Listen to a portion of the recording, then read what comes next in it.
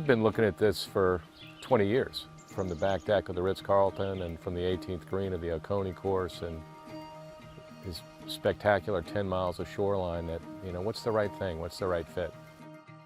And understanding how the landscape ties together, the natural environment, the ecosystems, how people have used the land has really helped influence how I design properties.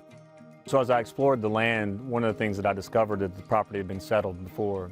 There's a cemetery on the property here that has headstones from the late 1700s, early 1800s that are quite ornate, which suggests that these folks were doing more than just surviving. They were thriving.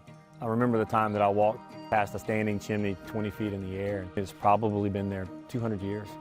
All those things really inform the process of planning a community, but also create this wonderful opportunity to uncover that history and honor that history and incorporate it into the community. So Troy called me, and he disappears for days at a time out in the woods, and he called me and said he found something really special out here. And so we stand on what was actually a part of one of the home sites, and then the more we walked around it, this sort of Georgia Stonehenge, we decided to cut it from that first home site and make it something that everybody can use and enjoy.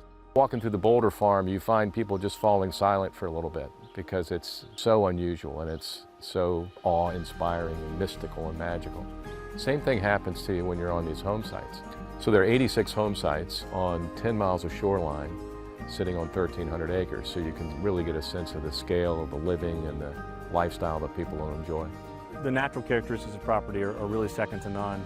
And then when you layer that with it being part of the Reynolds family and make this a really unique proposition. By boat or by car, you're 10 or 15 minutes to the restaurants, the golf clubs, the walking trails. The amenities of Reynolds are the scaffolding of the value underneath the whole thing. But this is going to be their summer camp. This is going to be where they spend their life.